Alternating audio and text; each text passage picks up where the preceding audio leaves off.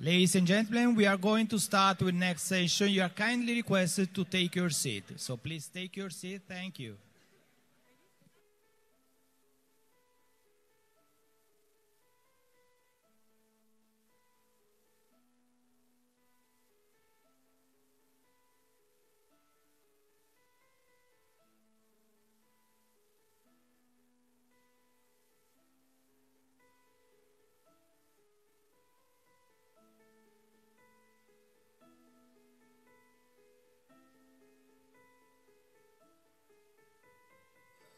Ladies and gentlemen, please take your seat.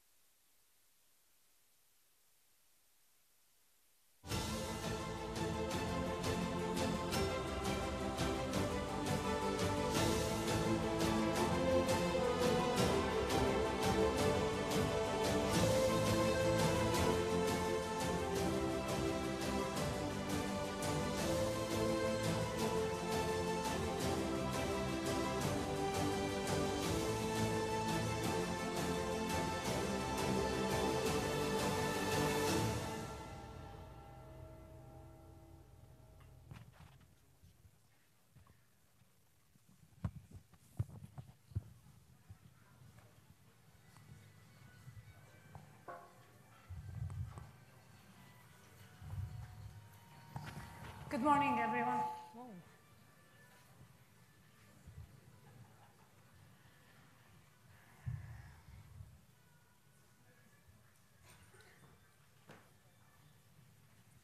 Good morning, everyone. Thank you for joining us this morning for our discussion, what I hope will be a discussion on what lies ahead for Syria. We've been hearing a lot over the last few days about prospects for the region from very different perspectives, including Foreign Minister Lavrov yesterday, who had quite a lot to say about what may or may not happen or what should not happen in the peace process in Syria. Today we have a very illustrious panel. I will be introducing them one by one as we start speaking. I'm going to start with a few comments just to frame the discussion, and then we will begin with Stefan de Mistura, who is the Special Envoy for the United Nations on the Syria file and who has had the challenging task of trying to bring everybody around the table in Geneva. What I want to begin, my comments, I want to start with a series of questions that I hope that throughout this discussion we'll be able to engage with. Partly because a lot of what we hear today in the press talks about the end of the conflict in Syria. Assad has won, and therefore we should just move on from here. So my question today would be, are we really looking at the end of a conflict? Are we looking at the end of a war? Are we not confusing the idea of the recapture of territory with the capacity to govern? And I say this because while there has been a territorial, if you want, much of Syrian territory has come back under regime control, the capacity to govern in the circumstances that, 8 years after conflict, with close to 200 or $300 billion in reconstruction, and sort of the estimate for rebuilding Syria is anywhere between 200 to $300 billion. So we're talking about significant devastation across the country, a country that has more than 5 million refugees, but also another 6.7 million internally displaced, where close to 85% of the population lies below the poverty line, where more than 2 million children are out of school, and therefore we really do have a lost generation. The capacity to govern in a context like this, where there are now new warlords, there are plenty of non-state militias, some of whom are affiliated with the state and others are not. We have the context of Idlib, where most of the remaining various shades of the opposition are now contained. And on this note, I should mention that yesterday, 2 of Syria's most prominent activists were killed in Idlib. These were the civil activists from Kvarnabel. Anyone who's been following the Syrian uprising would know Ra'ed Faris, who was famous for the slogans that were produced every week throughout the last 8 years, and who embodied in many ways the spirit of a very civil uprising that sought and looked for a Syria that was built on civic values and citizenship, equal citizenship for all Syrians. This person was killed yesterday along with his colleague Hamoud Junaid in an ambush by Jabhat al-Nusra. I say this because while much of the discussion talks about, what are our options today are between a regime that holds significant responsibility for what has fallen on Syria over the past 7-8 years, and Jabhat al-Nusra or ISIS. Ra'ed Faris was one individual out of many who embodied a third alternative that yet no one is talking about. And I hope also we'll be able to talk to the panelists today about the potential for that third alternative that actually began the uprising to start with. Another question I'd like to talk about is it possible in the circumstances we have today, and without looking at this third alternative, to talk about bringing Syria back as a unitary state?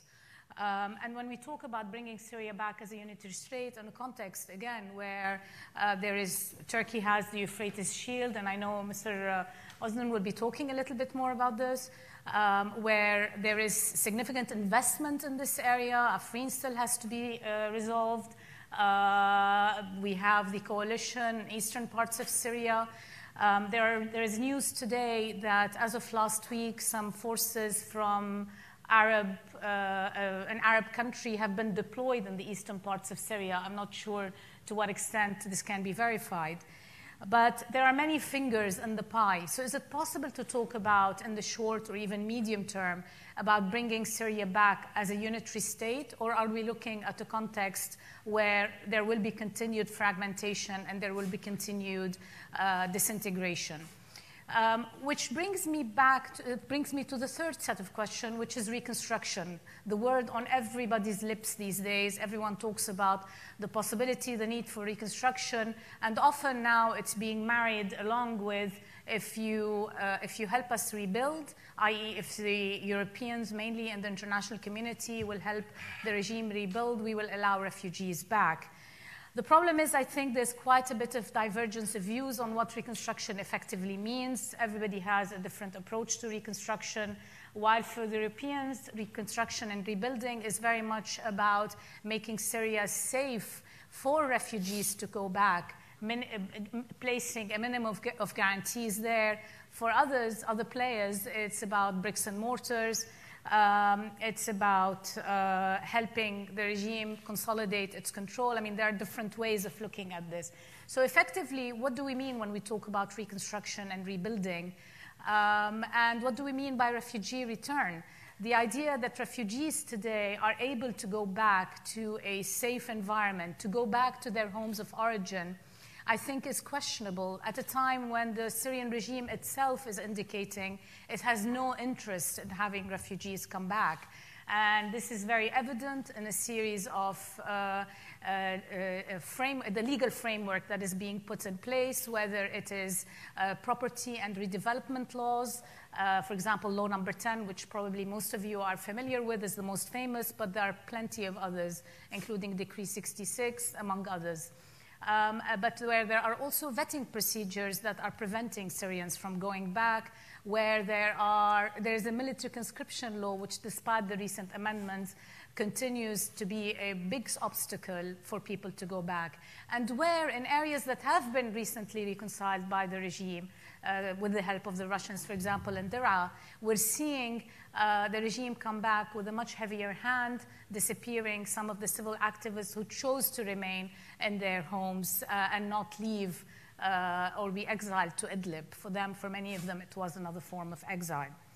So I think in this kind of a broader context, the question is how are we going to address the unresolved border issues, but also how will neighboring countries survive and live with a Syria that does not seem to be moving towards any kind of a resolution in the near future, and where the new normal across the region seems to be increasingly more and more violence, whether it's at the level of individuals or it's at the level of entire communities being removed and displaced. I will stop here and call on Stefan. As I said, you've had the challenging task of trying, for the past 4 years, of trying to bring different parties around the table, parties who in many ways had significantly diverging interests, whether they were Syrian or non-Syrian. Perhaps you can talk to us a little bit about these challenges and where you see things going moving forward. Thank you. Definitely. And since we are in such a good company, I'm sure each one will contribute to it. So there was a gentleman called Jean Monnet who said, when you are dealing with an intractable, terribly complicated issue, sometimes it's better to change the context. Well, Syria has no problem of that. The context has changed constantly. So I think I owe to you, since it is 4 years I can look at, to actually go through quickly what has been the changing context, because it has an impact on what are the questions that you have been raising. So we started in a context where there was a civil unrest, civil conflict, which was rather peaceful, and then became violent on both sides, and then it became regional, and then became international. That was the moment when, in fact, there was a feeling of stalemate. There was a feeling that on both sides, they had demands, one that Mr. Assad must go, the other one is that everyone who is fighting Mr. Assad or the government is a terrorist. That period was difficult for the UN and the international community because the two sides were obviously not only not wanting to talk to each other, but not legitimizing each other. That holds significant responsibility for what has fallen on Syria over the past 7-8 years, and Jabhat al-Nusra or ISIS. Ra'ed Faris was one individual out of many who embodied a third alternative that yet no one is talking about. And I hope also we'll be able to talk to the panelists today about the potential for that third alternative that actually began the uprising to start with. Another question I'd like to talk about is it possible in the circumstances we have today, and without looking at this third alternative, to talk about bringing Syria back as a unitary state. And when we talk about bringing Syria back as a unitary state in a context, again, where Turkey has the Euphrates Shield, and I know Mr. Osman will be talking a little bit more about this, where there is significant investment in this area. Afrin still has to be resolved. We have the coalition in eastern parts of Syria. There is news today that as of last week, some forces from an Arab country have been deployed in the eastern parts of Syria. I'm not sure to what extent this can be verified. But there are many fingers in the pie. So is it possible to talk about, in the short or even medium term, about bringing Syria back as a unitary state? Or are we looking at a context where there will be continued fragmentation and there will be continued disintegration? Which brings me to the third set of questions, which is reconstruction. The word on everybody's lips these days. Everyone talks about the possibility, the need for reconstruction, and often now it's being married along with if you help us rebuild, i.e. if the Europeans mainly and the international community will help the regime rebuild, we will allow refugees back. The problem is, I think there's quite a bit of divergence of views on what reconstruction effectively means. Everybody has a different approach to reconstruction. While for the Europeans, reconstruction and rebuilding is very much about making Syria safe for refugees to go back, placing a minimum of guarantees there. For other players, it's about bricks and mortars. It's about helping the regime consolidate its control. I mean, there are different ways of looking at this. So effectively, what do we mean when we talk about reconstruction and rebuilding? And what do we mean by refugee return?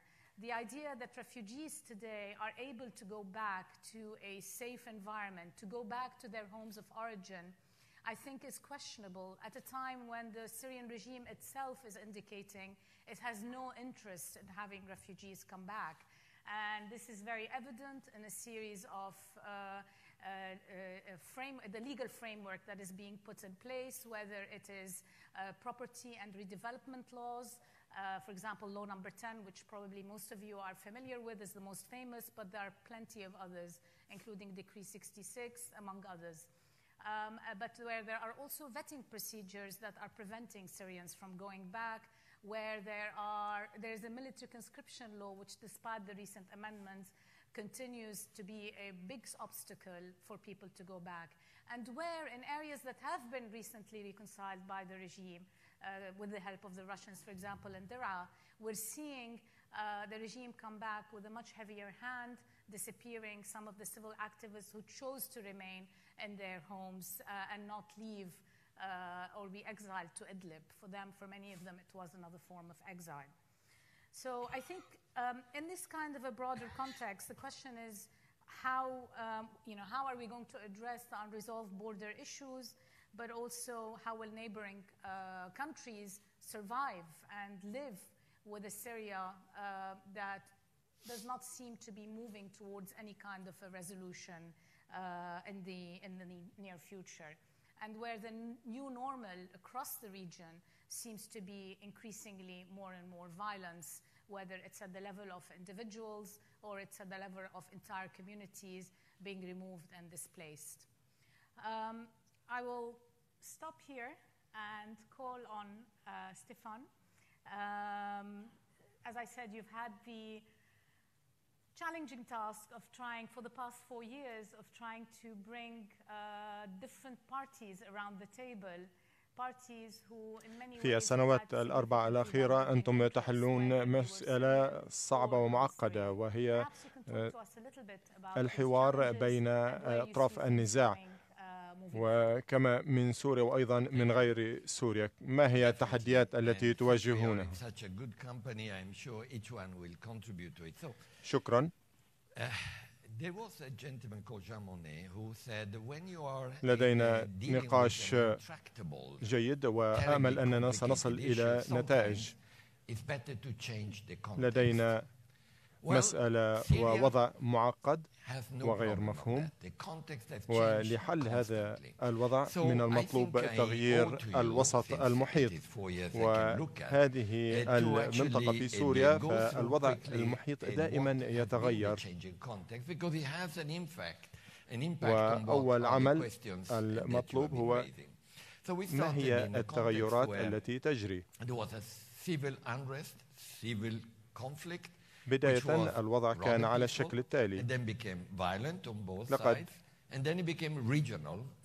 وجد احتجاجات مدنية وانتقلت إلى الدولة ومن ثم إلى المنطقة ومن ثم على المستوى الدولي، ومنذ تلك الفترة فإن الوضع وصل إلى مأزق، فدولة تشير إلى أنه يجب على الأسد أن يرحل، وجهة أخرى تقول أن هناك من يحارب إلى صالح الأسد ويقول أن هناك إرهابيين.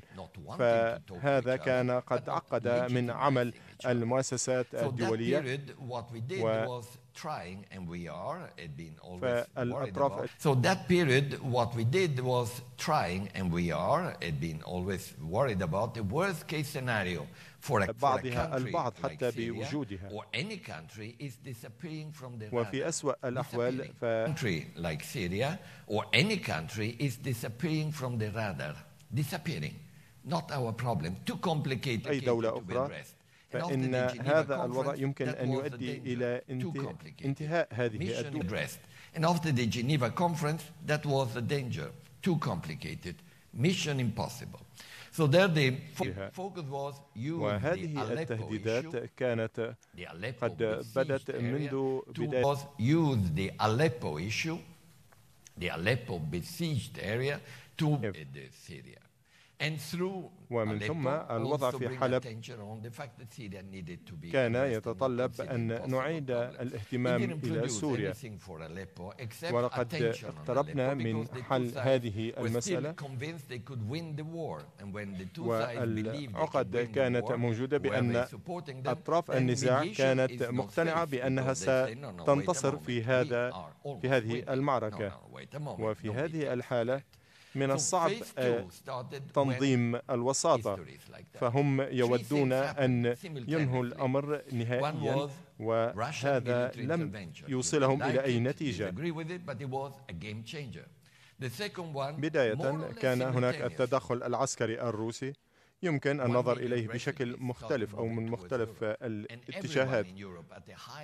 والأمر الثاني فإن ملايين اللاجئين والمهاجرين كانوا قد توجهوا إلى أوروبا، وهذا أيضا كان عاملا هاما. فسوريا ليست فقط مشكلة إنسانية والتي تطال فقط دول الجوار مثل لبنان وتركيا والأردن، وإنما فإن هذه المشكلة يمكن أن تطال الجميع. وأخيرا داعش،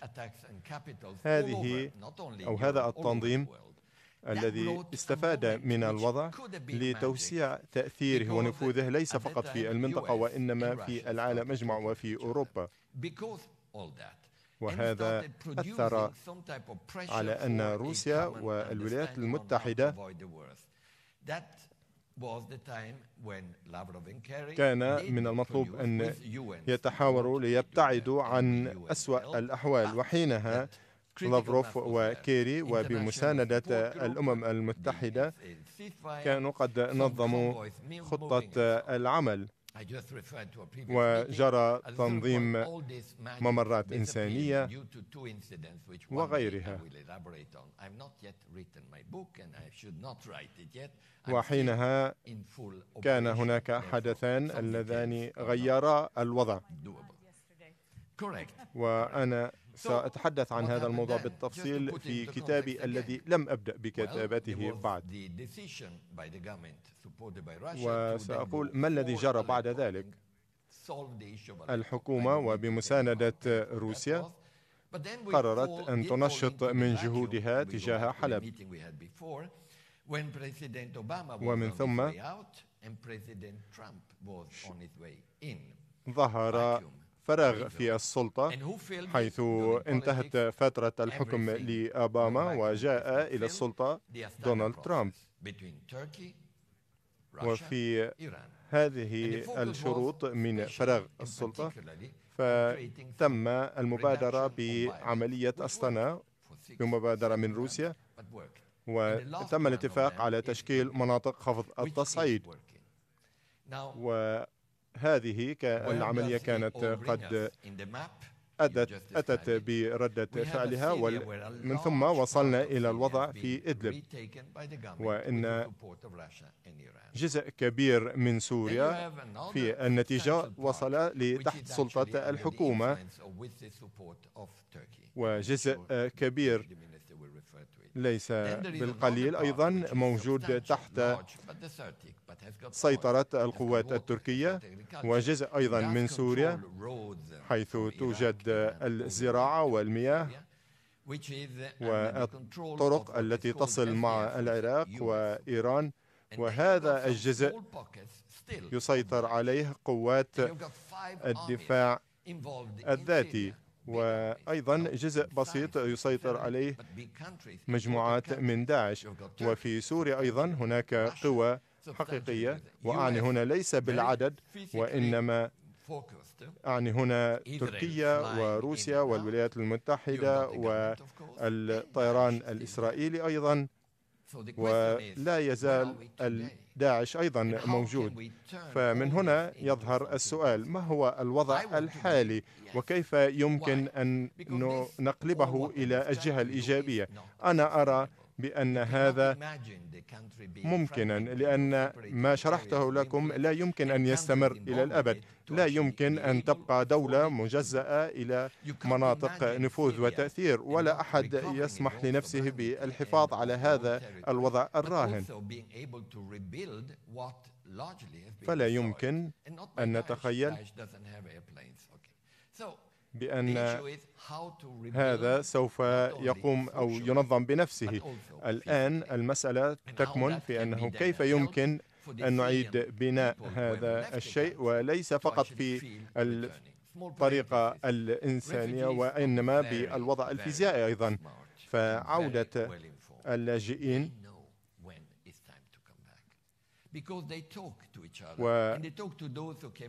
والنازحون واللاجئون كانوا يعرفون متى يمكن أن يعودوا، ولكن إلى هذه اللحظة لا يرغبون، وذلك لأنهم ينتظرون عندما سيعاد بناء المدارس والمشافي، والأهم هو أنه سيقنعون بأنهم لن يعتقلوا، وهذا يعني أنه سيجري عملية سياسية وسوف يتحسن الوضع. فيما يتعلق بالعملية السياسية فهناك قرار مجلس الأمن 22 و54 وأنتم تعرفونه، ولكن في هذا القرار هناك فقرة التي اختارتها روسيا، وروسيا لديها نفوذ كبير ليس فقط في الحكومة وإنما أيضا في الفعالية في سوتشي، وقامت بتشكيل ما يسمى اللجنة الدستورية، ونحن لدينا جدل حول هذا الموضوع. فيجب أن يكون هناك نقطة بداية التي لها معنى كبير. ففي دولنا الدستور له معنى كبير، ففيه يحدد تقسيم السلطة وما يمكن أن يقوم به البرلمان وما يمكن أن تقوم به الهيئات الأخرى والجيش، ويحدد الانتخابات وتحت مراقبة الأمم المتحدة. ولماذا كانت قد فرملت أو توقفت هذه العملية؟ بإمكاني أن أقول أنه في إسطنبول كان لدينا لقاءات هامة، والرئيس بوتين والرئيس أردوغان والرئيس ماكرون والمستشارة ميركل أكدوا لنا بأننا يجب معا أن نحاول قبل 31 من ديسمبر التوصل إلى تشكيل هذه اللجنة. وفي الأمس السيد لافروف قال لنا أنه يجب ألا نضع أي فترات زمنية محددة، ولكن هناك أمور يشكلها التاريخ. ففي يناير سيكون قد مر عاما على عقد مؤتمر سوتشي، وهم كانوا قد أكدوا على تشكيل اللجنة الدستورية. وماذا في النتيجة؟ فلقد مرت سنة ولم تشكل هذه اللجنة. والأمر الآخر فإنه في إدلب يجري دائما كفاح أو معارك، وحلب وبفضل الاتفاق الذي لا يزال مستمرا بين تركيا وروسيا، فنحن كنا قد ساندنا ذلك الاتفاق، ولكن بفضل هذه الاتفاقات لا تجري هناك معارك. والرئيس أردوغان والرئيس بوتين قالوا بشكل علني أن هناك اهتمام كبير حول هذا الموضوع، والتاريخ يحدد أن هل كان قد مرر إحدى السيناريوهات. فلقد سمعنا في الأمس وزير خارجية الأردن وغيره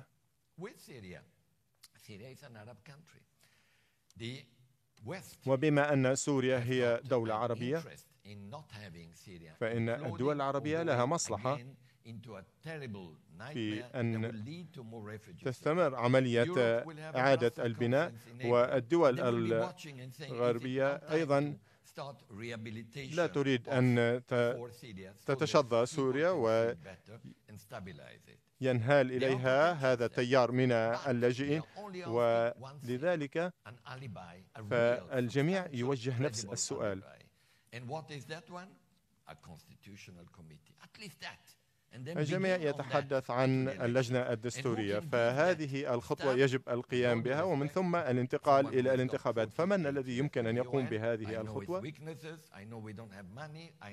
هل أنا كشخص عملت ل 48 سنة في الأمم المتحدة، فهذا الموضوع هو موضوع ثقة لا يمكن أن يتم في سوتشي أو في أستانا، وإنما فقط في جنيف، وهذا ما نعمل عليه الآن. شكرا السيد ديمستورا. نعم، أنا موافقة على ذلك، ويمكن أن يحدث ذلك في جنيف فقط، وهناك عملية سياسية حيث يمكن إنجاز الاتفاق الطويل الأمد بين الأطراف المعنية بالأوضاع في سوريا. أما بالنسبة للجنة التشكيلية فيعتبر البعض هذه اللجنة مثل الغطاء لإخفاء الأمور الجدية، وسيؤدي ذلك ربما إلى تجميد النزاع، والأعمال العسكرية سوف تستمر. هل سيستعد الرئيس بشار الأسد لإطلاق الإصلاحات السياسية في سوريا؟ لدينا قلق وعدم الثقة الكاملة، وهناك البعض يعتبرون النظام السوري سيعمل بنشاط أكثر، ولا يمكن الاعتماد على اللجنة الدستورية فقط بوحدها. هل لديك أي تعليقات في هذا الموضوع؟ خامي كباس،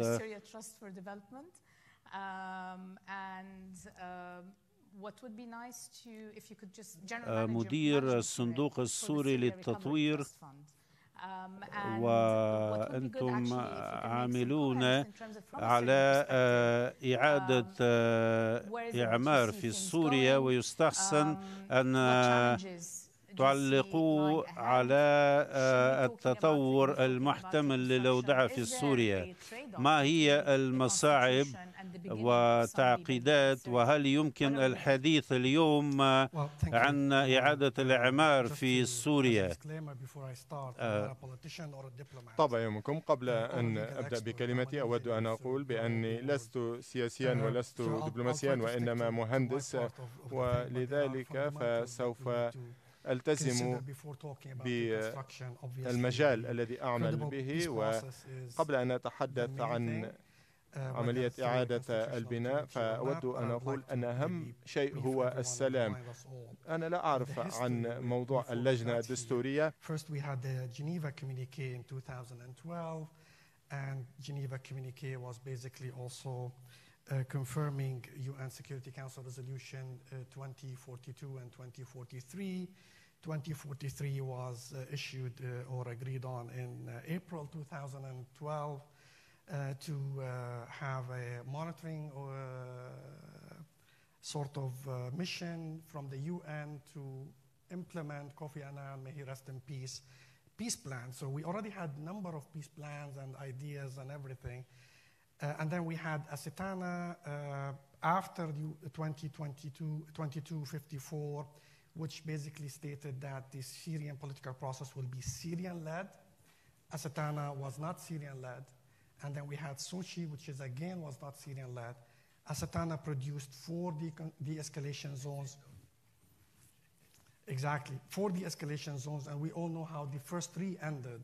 So I don't know why we are asked to expect a different end for Idlib, which would be a catastrophe in all measures because we have over 3 million people, mainly civilians living there. Of course, there's a strong presence of Hayat Tahrir al-Sham, which is the latest version of al-Nusra.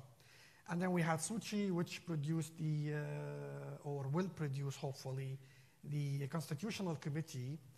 And here also we have questions, how we know about the 3/3, but the regime want to vet also the UN third, and they're not accepting. More than an engineer now. Yeah, I think so.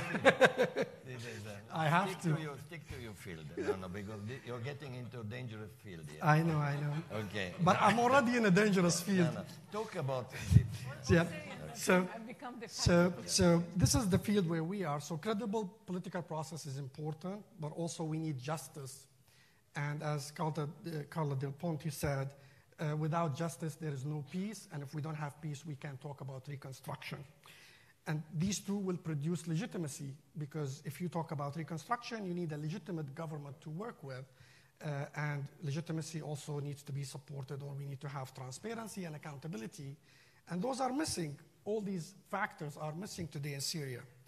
So what we can do now is prepare, and now I'll go to my field, reconstruction. We are not ready for reconstruction, obviously, but we can prepare for a post-conflict reconstruction. We can prepare refugees to come back at the right time when the circumstances are good for them to go back. As Stefan said, they know better when to go back, and I couldn't agree more. What we can do is work locally, work with local partners, work with local communities, improve their technical and local capacities, because those will be the partners for the future. I think having the idea that we will have a master reconstruction plan for Syria is not very realistic. We have, unfortunately, fragmentation in the country, areas of control by a number of actors. So what we need to do is have sort of an umbrella for reconstruction, but have local design reconstruction plans for each and every area. Because those communities need to be included, they need to identify their needs and their priorities. We can't just come from wherever we come from and say, you need water before electricity. They know better. Each area in Syria has suffered in different ways. We, of course, have a massive destruction in Syria. I just want to pick some numbers. I mean, talking about reconstruction requires 250 to 300 billion US dollars. Syria, prior to the conflict, was a low middle income country. We've lost some 260 billion US dollars in our GDP, and I see the clock. So to prepare, we need to do these local recovery and stabilization projects where possible with local actors, improve their capacity, prepare them to be part of their reconstruction in their area, and they will be able to identify their priorities and other requirements. Quickly on what the SRTF has been doing so far, we've been doing all that. We've benefited some 7 million beneficiaries in the past 5 years in 150 communities, in 6 governorates, including Raqqa, where we started our interventions recently, in 7 sectors. And we are talking about essential services, wash, electricity, education, health, agriculture, food security, solid waste, and rubble removal. So we're not talking about humanitarian intervention, and I see 18 seconds. But that was possible, and we can build on that, but we can't talk about reconstruction until there is a credible political process, and we know that we are in good hands. The UN is the only platform that can provide legitimacy for that process. And I end on time. Good one, Hani. Well, it seems that we have definite consensus, I think, between Stefan and Hani that A, it's Geneva is the place, and B, there has to be, in the meantime, before we even begin to talk about reconstruction, conditions for return have to be in place, leveraging and working, pushing the regime to enable these conditions in the areas under its control is a second, perhaps, condition. Yes, and just the bottom-up community level. No, jump in on that, and then I move to... I need to jump in on one thing. Okay. Many call Syria regime. I am the first one to have had and have strong difficulties in agreeing with the government of Syria. But I think we should call it government. It is a government in the UN, is in the General Assembly. When I sit at the Security Council, Syria is there. So I would suggest we call it government. That's all. It's a matter of polite format. But I maintain my strong problem with the government of Syria. Please. Excellent. I'll continue with the... No, there definitely seems to be an agreement that at least working with communities is one way to go, wherever it is possible, and making sure that direct support is going to the communities at hand. With this, I'm going to turn to Deputy Prime Minister Sadat Onal and ask you, what does Turkey see, and what will Turkey's role be, or is and will be? What is your vision for what could happen in Syria in the coming few years? Thank you very much. First, I would like to express my appreciation to the organizers for the opportunity. Of course, as a representative of Turkey, I would like to give you the frame in which we address the Syrian crisis. And referring to the first session 2 days ago here, I also would like to say a few words about the title of the conference, about how we need to approach these issues. You know, if we are going to go beyond the turmoil, we need to understand the root causes that ended with this turmoil. And if we stay indifferent to the root causes and try to address only the results, symptoms of it, which is now security mainly. And this first session was entirely about security, as if there were no reason for why these things happened. You know, these turmoils in Libya, Tunisia, Egypt, now in Syria. It is in human nature that we grow indifferent to things, to numbers. If you look at Syria, almost 500,000 people were killed. Half of the entire population is displaced.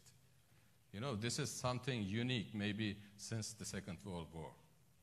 So it takes a similar effort in order to find some kind of resolution that everybody can live with. So we should start from here.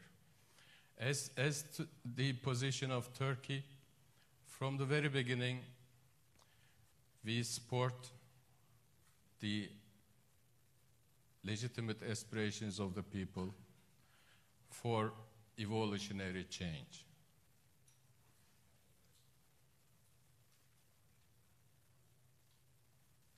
We are fine? Yeah. Yes. And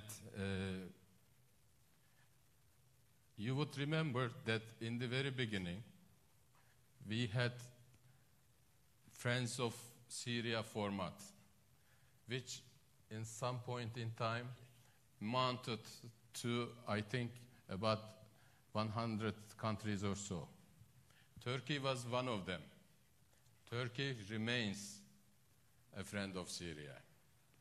And without having properly addressed the aspirations of the people with some kind of new social contract, we may not say that we would have resolved this crisis. So, on the political scene, what we need to do was put in place with UN resolution we all agree on, 2254. There is a roadmap in which elections are foreseen. There needs to be a new constitution, and there needs to be elections under UN supervision. So we all agree on these things. Secondly, of course, Turkey is not an ordinary country. We are neighboring Syria. We are feeling all kinds of impacts of what is happening there.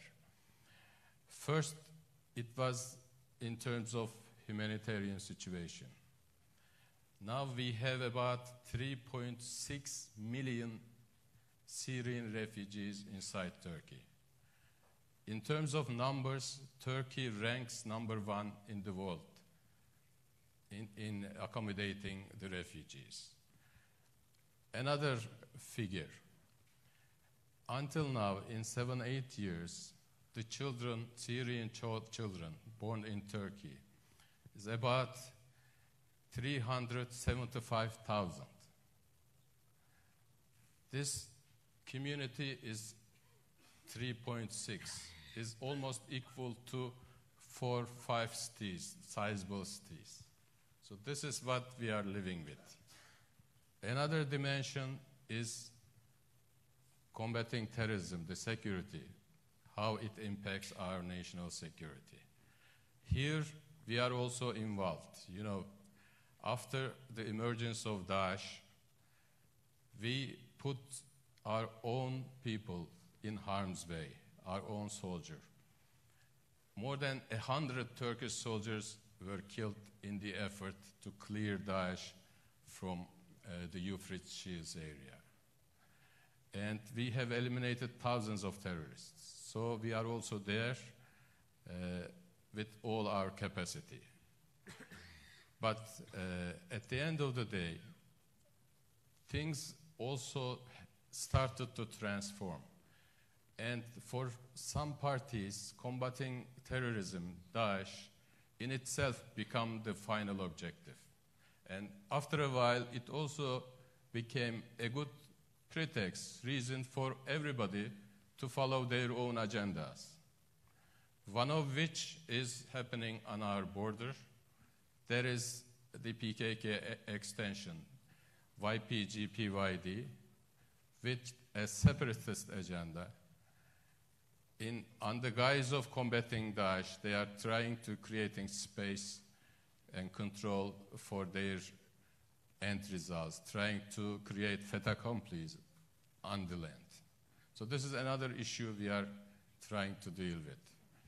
But at the end of the day, what we need to see is maximum alignment of main stakeholders, both inside the country and outside the country. And this is what we are trying to do in cooperation with de Mistura. In an ideal world, you need to have both America, Iran, Turkey, and other main actors sitting at the same table and trying to resolve this issue. But since, for practical reasons, this cannot be done, we have trying to create synergy and trying to achieve convergence of positions. In Astana came into being in the absence of better alternatives. This is, as Mr. Lavrov yesterday said, we do not agree 100% with each other as three participants. because by definition, Iran and Russia are there as guarantors of the regime. I still call it regime. And for us, we are the guarantors of the opposition. But at the end of the day, three of us believe that there is no real military solution to this conflict, and only a political solution with the maximum convergence of positions can be done. And it achieved de-escalation of violence. We came up with the de-escalation zones.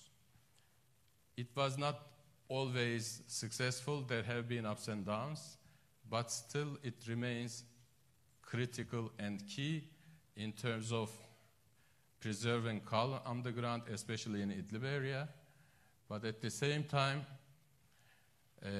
still keeping hopes alive for a political process. And I do not agree that Astana is not a Syrian-led enterprise.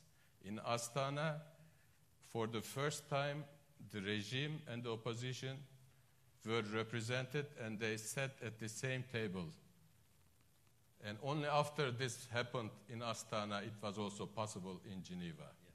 Yeah. I agree that at the end, it should be through UN involvement. It should be done in Geneva. This is also the position of Turkey. But you cannot isolate or reduce the importance of Astana as something that supports and gives energy to Geneva. Without Astana, the Geneva process has been dormant, as Mr. Lavrov said, for about 10 months. So you cannot define something, project, an idea in isolation of existing efforts. Astana is a peace effort, nothing else. Thank you. Thank you. Thank you, Mr. Unal. I think we have an emerging consensus around the UN and its importance and centrality to this process, Stefan.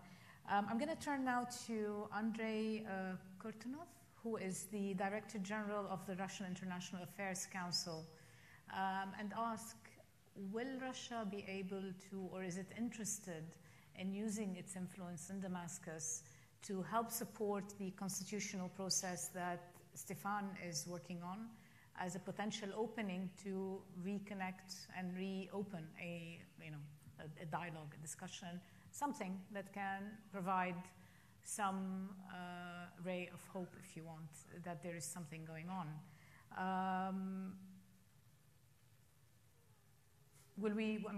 Is it willing to help foster the conditions needed for a political process to actually emerge? An inclusive political process, which is what Minister Lavrov was focusing on yesterday. Thank you. Since I'm Russian and I'm apparently biased, you should take my statements with a grain of salt.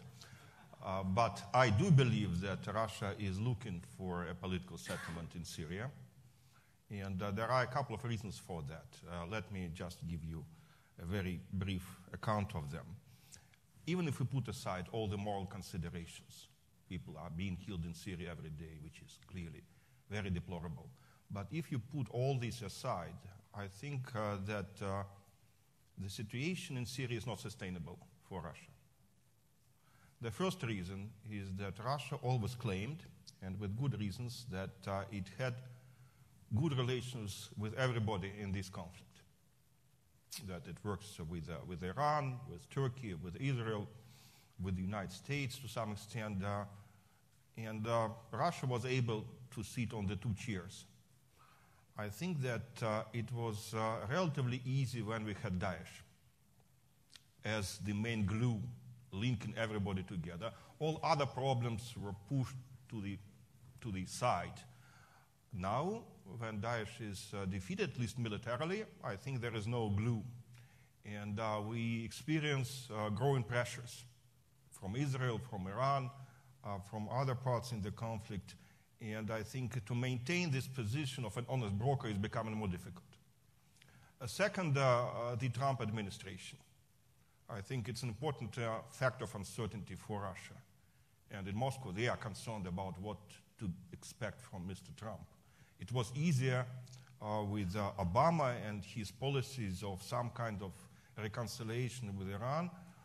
We knew the red lines. Now, Trump used military power in Syria at least twice, and God knows what he will do when the time comes to use it third time. So I think that people are concerned. And finally, as we know from history, Russia can win wars, but it doesn't mean that Russia can win peace. And from this viewpoint, it's clear that when the military phase of the conflict is over and we are to the economic side of the conflict, we are to the challenge of the post-conflict reconstruction, new players are coming to the fore, players with deeper pockets. And it means that Russia has to somehow convert its current military accomplishments in Syria into a lasting political influence. Not an easy situation. Now, you asked me about whether Russia is ready to go for a political agreement and whether it is ready to exercise pressure on Damascus. I think that we have essentially three pieces of the puzzle already in place. We have an agreement on southwest Syria, and I take your point that there are concerns about the willingness of Damascus to stick to the commitments, but I think that as long as the Russian military police is here, I think the situation can be put under control. They reneged on it when the Russian military police left in there. Well, you know, the question is how we can turn it into a permanent solution to southwest, and I agree that everybody is watching what will happen there. So it is a very important piece of the puzzle. I'm moderately optimistic, though I have my concerns about the performance there. Second, Idlib. Again, you know, my personal perception, and I might be dead wrong here, is that basically the Syrian leadership wanted to go into Idlib. And it was a concerted leverage that was used by Russia and Iran to prevent an offensive, which suggests that Russia does have influence on Damascus, and it also suggests that Russia understands the risks of a further military escalation. It's very clear. The question for Idlib is, again, whether it is sustainable, because there are some deadlines. We know how difficult it is for the Turkish side to deliver. We know that it's unlikely that the problem of Idlib will be quote-unquote resolved. So some additional efforts are needed, additional flexibility on everybody's side. I think that so far we can still be moderately optimistic about Idlib, but definitely it might slide to another bloodbath. Third, and I don't want to go into detail on that, but I think that the Istanbul meeting was very important, and I hope that it will have continuation. So this is the third piece. The fourth piece, which is missing, is the constitutional process. And I think that definitely this is something that we should focus on. But I would say even more, you know, if you look at the current Syrian constitution, it's not really that bad. It's about implementation. It's about enforcement. It's about state institutions which are very weak. So I think that what we need is not only the constitution, a new constitution for Syria, but also a new social contract. If we have a new social contract, it would be much easier to bring refugees back and to find some way to some kind of reconciliation. And finally, let me say that in terms of schedule, I understand the importance of deadlines, but let me also offer you another deadline to keep in mind, and that would be 2021, presidential elections. I think that by this time, this political transformation should be already well underway so that the issues of elections will be resolved, if not automatically, at least without major complications. Let me say that I don't want to be too idealistic. I think that on every juncture, unfortunately, we can fail. And without these pieces, nothing is likely to work. But I think that probably right now we're a little bit closer to an agreement than we were, let's say, a year ago. Thank you. That's an optimistic, I think, point to kind of get us to move towards the American possible position. And, you know, what is going on? I mean, between engagement and disengagement, we understand the volatility in the White House, but between engagement and disengagement, what role will the U.S. or is the U.S. willing to play? Particularly when what we constantly hear coming out of the State Department is that the United States is involved to Syria for two goals only. One is to get Iran out, and it's not clear how, and the second is to end Daesh. So where are we on the United States? I'm asking Ian, I forgot to introduce you, Ian Lesser, who is the Vice President and the Executive Director of the Brussels office at the German Marshall Fund. Thank you very much. I mean, obviously I can't give you the American perspective on this. I can give you an American perspective, and of course it's an unofficial one, so I'm an observer, but let me maybe just build on some of the things that were said. I mean, I think when you talk about the American, both the perspective and the role, I think you have to step back a bit. I mean, the U.S. is not a neighbor to Syria. The U.S. is inevitably not going to have the same perspective as Turkey would have, or indeed as Russia would have with the extent of Russia's presence there. It's simply, you know, the perspective of a global power looking at a regional problem, but a very important one. And I would just make 3 points about this. The first is that I think among the American sort of strategic class, there has for some time been a very pessimistic assessment about what is possible in Syria, and a sort of very real reckoning with the idea that a decade from now, that we may still be dealing with a Syria that has not gone back together. Now that is obviously not the perspective and shouldn't be the perspective of people dealing with the political negotiations underway. But from the point of view of strategists sitting in Washington, this is a very real possibility, and to reckon with the sort of geopolitical implications of that, not just in the Middle East, but also in terms of the equation in the Eastern Mediterranean and other things, in terms of our relationship with Russia as well. Actually, I would agree with much of what Andrei said about his appreciation of the situation. This, you know, as the relationship with Russia has deteriorated, let's be honest, this is actually one of the areas where it's not so bad. I mean, I do think there is some useful discussion that goes on between Washington and Moscow on this. But again, I think all of these points that were made about the scale of the refugee problem, something that wasn't mentioned, which is that even though Daesh has been defeated essentially militarily, the problem of the thousands of foreign fighters who will still have somewhere to go, and where are they going to go, is going to be part of this equation, principally for Europe, but also in the American appreciation as well. And these are all really structural problems. The second point I would make about this is that I think there's really very little U.S. enthusiasm for any kind of substantial military presence of a sustained nature in Syria. I mean, to the extent that we have interests there, they are largely derivative of other things. And you mentioned two of them, and I think in this case the administration is being very clear and very accurate in how it assesses the situation. And it wasn't very much different from the Obama administration either. It was about Iran and it was about Daesh. I would say today it's also about something else, which is the very real possibility of this existing hot war between, at a limited one, between Israel and Iran in Syria escalating. I mean, this is a very real concern from the point of view of the United States, and it's a very real possibility I think we have to reckon with. The other part of the equation is our very difficult relation with Turkey over this. I do think this could be improved. I think the Turkish perspective on the YPG is understood very, very well in Washington. There are certain reasons, maybe by force of habit and the long-standing relationship between the Pentagon and the YPG, that make it difficult to dismantle that.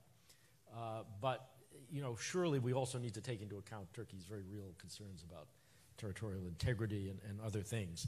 But that's definitely on the agenda.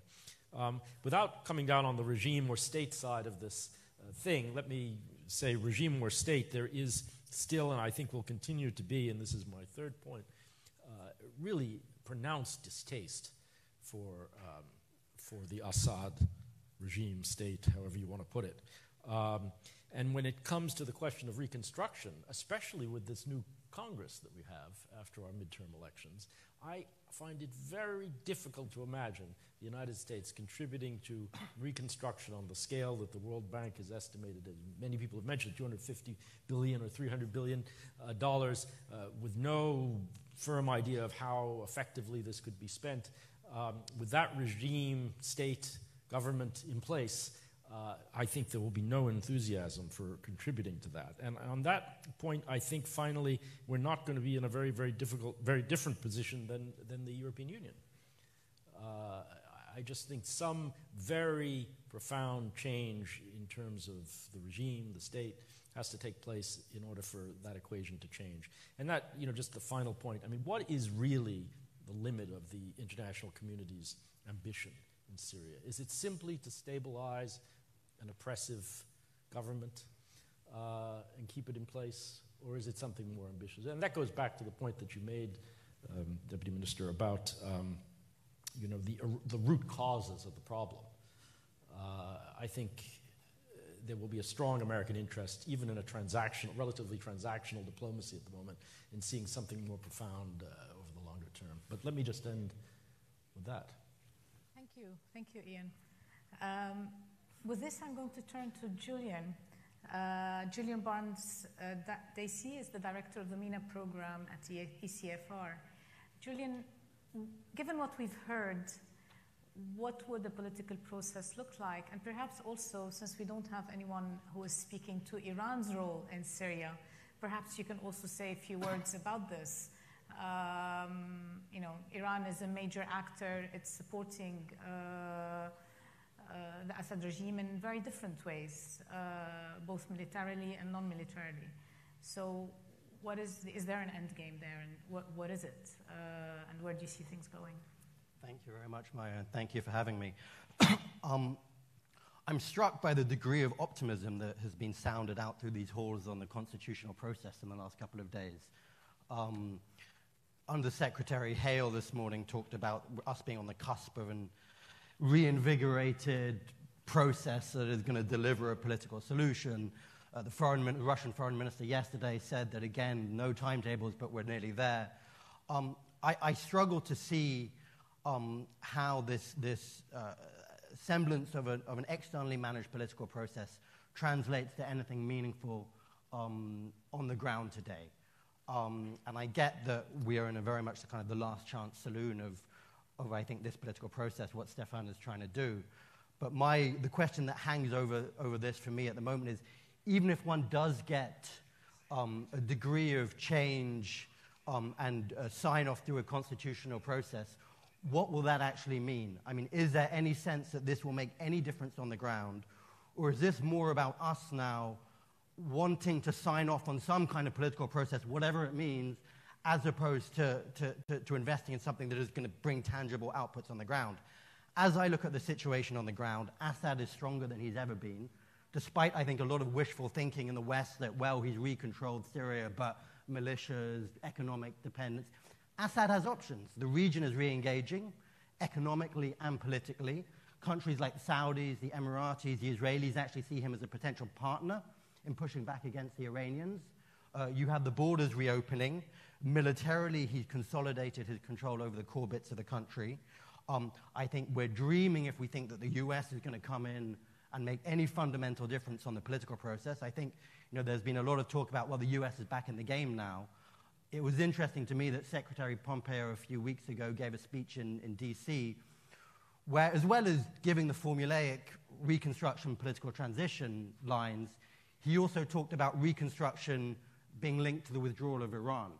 And there was a sense, well, maybe if Assad can be constructive in Iran, we can engage on that front. So it tells you where US priorities are. And so put together, I just wonder how, even if you do get some kind of process moving forward, that can translate into something that's going to deliver something which changes the lives of Syrians on the ground. I think that there was a moment, I think we're sadly past it, where if we'd lowered our ambitions, if we'd stopped talking about regime change, and a zero-sum perspective. Perhaps some of the measures being talked about in terms of the constitution might have been deliverable. But I think we needed Assad to be on the back foot slightly at that moment. We needed to move away from this existential perspective, and perhaps then we could have leveraged something. I just don't see now where Assad is so strong where he can deliver it, where he's going to be willing to deliver it. Lavrov yesterday said very clearly, we will pressure the regime very gently. Gently was his word. You know, the regime feels it's won. It does not want to give an inch. When Stefan was in Damascus recently, they said, you know, get out of here. You know, the constitution is our business. I don't think the Russians want to deliver, and I don't think they can deliver. And I think that gets to the Iranian point. Assad is stronger now than ever. He has the support of the Iranians on the ground. The Russians have frankly said for a long time we're unable to deliver the regime, and I think we should listen to them when we say that. We should listen to Lavrov when he says we're only prepared to do a minimum amount of pressure. So, I mean, I'm sorry to be really pessimistic, but I do think that, I mean, there's going to be a transition of sorts in the coming period in terms of the UN envoy, and Stefan, who's done this so well and so committedly for 4 years, I think has perhaps a window of opportunity to now say, look, this is it. I'm leaving, but the next envoy can't continue this hollow process, this game, if it's not delivering anything. And that perhaps might push the Russians and others to say, okay, let's salvage something before it's too late. But even then, what that will deliver on the ground, I'm very questionable about. I do think that there's a sense that the new UN envoy should perhaps withdraw some of the legitimization from the process, say to the Russians and the regime, well, you want UN sign-off, you need to come to us. You need to deliver something on the ground that actually says you're real about this process. I think there's a need, frankly, to prioritize things like access to detainees, humanitarian access across the whole country, levers of stabilization, you know, the bodies that are implementing stabilization support on the ground. I think the UN perhaps can lay out these issues as non-negotiable preconditions for any re-engagement if Stefan is unable to secure some short-term deliverables and the new UN envoy decides to push back a bit. More fundamentally, I do think there's a need for a reconceptualization of how we think about the political engagement with Syria. I mean, we've been invested in this political process for so long. It might deliver some minimal gains. I struggle to think it will be substantial. And I think we're going to have to start thinking about a longer-term process. You know, this is going to be a generational struggle now. How do you create openings for Syrians to survive, to live in a degree of decency, to open up space? I think Europeans will need to challenge themselves on a lot of issues. I mean, I think the default position, if Stefan is unable to deliver some gains, will be sanctions, no engagement, double down against Iran. I think the history of our engagement across the region in the last few years is that none of these will deliver success. You know, a campaign of prolonged sectoral sanctions on Syria, who is that going to strengthen? Which networks of patronage? Is that going to help Syrians? Is that going to make them struggle? A US-led ongoing zero-sum game against the Iranians in the region, is that going to help Syria? Is that going to create openings, or is that going to further polarize and militarize? So I think there's some serious questions, a reconceptualization of how we think about European political engagement, which will be very careful. Just a final word on the kind of reconstruction debate, because I think, you know, there's been a lot of talk about of that on Europe. I think that's a bit of an illusion. I don't think Assad wants Western money. I don't think Europe is able to give money. I mean, we're broke. We've got enough problems. Are the Europeans really going to put the kind of money that would be needed to make a difference? You know, I think what is important there, and it goes back to this idea of UN legitimization, is that the Russians want Europeans to sign off on this political project. They want the Europeans to be on board with what they're trying to do, and I think that's where there's some interesting space to maneuver, and I wonder whether they could be more proactive in using that and not projecting a sense of, well, we can put money on the table that isn't going to make much of a difference. So I'll stop there. Andre, I know you have to leave. Would you like to say a few comments before taking off for the airport? Well, you know, my last point is that I think that in terms of the European-Russian dimension, for a variety of reasons, it is المسائل التي تهتم بها الدولتان، وأشكر على المعلومات المفيدة التي قدمها معالي وزير لافروف حول الاتصالات مع جمهورية جنوب أفريقيا. شكرا لكم أيها السيدات والسادة. نحن مرتاحون للحوار مع وزير الخارجية البرتغالي، وهذه المحادثات كانت عملية وذات مضمون، وهي أكدت على أن شراكتنا مهمة للطرفين.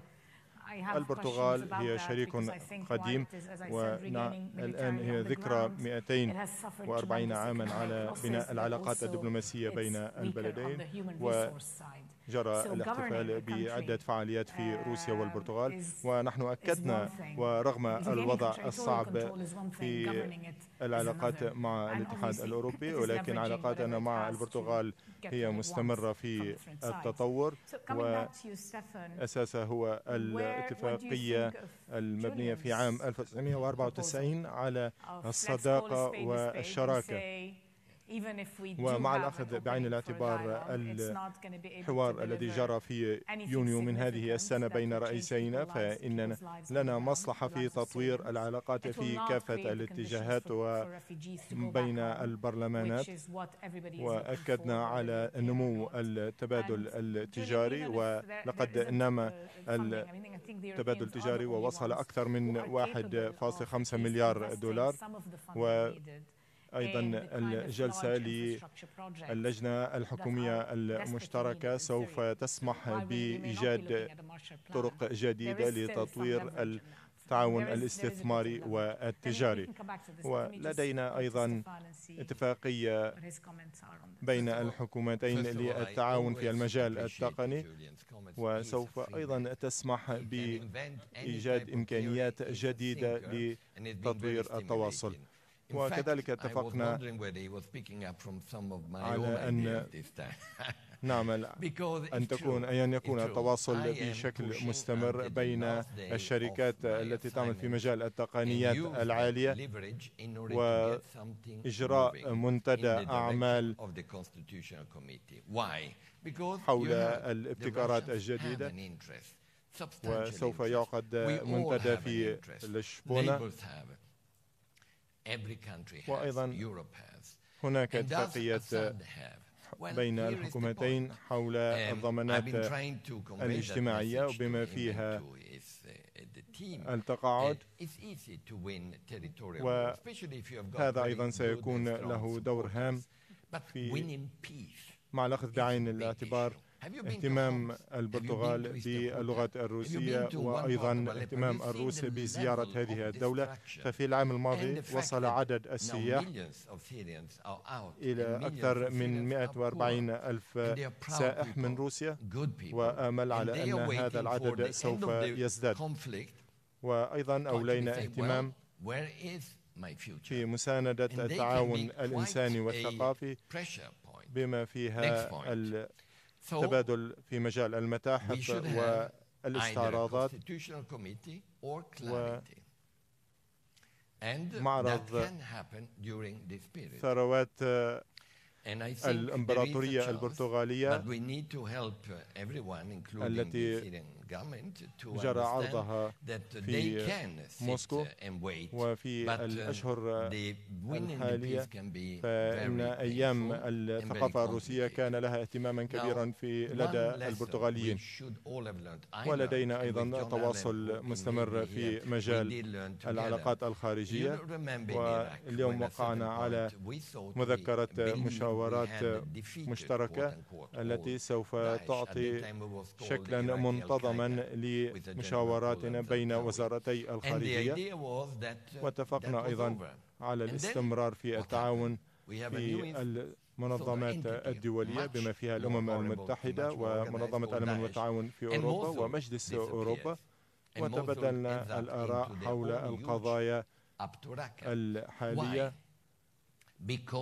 ونحن لنا مصلحة، ونرى هذا الاهتمام أيضا في البرتغال لتصحيح الوضع في مجال الفضاء الأوروبي، ولكن ما يعيقه هو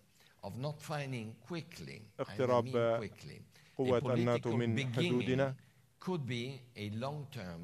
وأيضا خرق الاتفاقيات التي تمنع من نشر قوات للناتو في الدول الجديدة. وبمبادرة من بروكسل فإننا نرى أن كافة قنوات الحوار بما فيها مجلس التعاون على مستوى وزارة الخارجية الروسية، كانت كل هذه القنوات قد جمدت، ونرى أنه خلال الفترة التي في داخل الاتحاد الأوروبي يجري إعادة النظر في الأمن الأوروبي، وأنتم تعرفون هذه المبادرة التي تقدمت بها قادة فرنسا وألمانيا ودول أخرى. من الطبيعي أن روسيا والاتحاد السوفيتي كان الأمر غريبا أن يبقوا مبتعدون عن هذه الأوضاع، ولمعرفة عما يفكر به شريكنا وكيف سيؤثر هذا على سكان قارتنا المشتركة. وأيضا تحدثنا عن الوضع في أوكرانيا، وأكدنا على أنه لا بديل عن تنفيذ اتفاقات مينسك، وأيضا تطرقنا إلى الوضع في الشرق الأوسط في سوريا وليبيا، وأيضا مناطق مختلفة في أفريقيا بما فيها تسوية الوضع في جمهورية أفريقيا الوسطى، حيث البرتغال تعتبر الدولة الأساسية للقوات السلام للأمم المتحدة في جمهورية أفريقيا الوسطى. وهذا أيضا كان موضوعا إضافيا لتبادل الآراء والمشاورات. وأنا أشكر زميلي على حرارة الاستقبال، وأكدنا على أننا سنتواصل بشكل مستمر، والآن حان دوره ليزور روسيا الاتحادية، وسوف نسعى بكل ما لدينا أيضا لاستقباله في روسيا.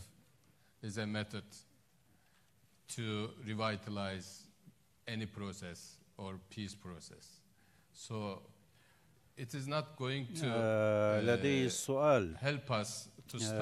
في هذا الأسبوع استمعنا إلى قول الرئيس الروسي فلاديمير بوتين عن سيعلق على انسحاب محتمل للولايات المتحدة من الاتفاقية السابقة. كيف تنظرون إلى ذلك؟ وهناك سؤال آخر بالنسبة لقضية سكريبال. بعض البلدان في الاتحاد الأوروبي قررت بطرد الدبلوماسيين الروس، بينما البرتغال رفضت هذه الخطوة. كيف تعلقون؟ الذي يهمكم هو الاتفاق عن الصواريخ القصيرة وطويلة المدى. نعم، موقفنا نحن كنا قد عبرنا عنه لعدة مرات، ونرى أن هذا سيعتبر خطوة ليست جيدة. فهذه الاتفاقية لعدة عقود كانت إحدى الأسس للأمن والاستقرار العالمي، وروسيا لها مصلحة بالحفاظ على هذه الاتفاقية. والآن عندما نسمع عن نية الولايات المتحدة بالخروج من هذه الاتفاقية، وعندما سمعنا التأكيد من الإدارة الأمريكية بأن هذه النية أصبحت واقعا، وحاولنا أن نقنع الولايات المتحدة بأنه لا تغلق الباب، وتبقى هناك مجال لمناقشة المسائل للحفاظ على هذه الاتفاقية. وأيضا عبر الأمم المتحدة حضرنا لقرار الذي سيسمح بالحفاظ على هذه المعاهدة، ولكن هذه المبادرة لم تلقى دعما من قبل كافة دول الاتحاد الأوروبي والناتو، ورغم أنه فإن كل عاصمة في أوروبا كانت قد أعلنت عن قلقها بسبب انسحاب الولايات المتحدة من هذه المعاهدة. والآن للأسف فإن شركائنا كانوا قد فقدوا الوحدة في الأمم المتحدة للتعبير عن قلقهم بانسحاب الولايات المتحدة من هذه المعاهدة. وحول موضوع سكريبال، وبما أن الاتهام موجه لروسيا ودون أي إثباتات، فإن كافة هذه الأحاديث والتي تقول على الأغلب وغيرها فهي تؤكد عدم جدية القيادة البريطانية ومحاولة فقط الاستعراض على المستوى العالمي والأوروبي. والدولة التي كانت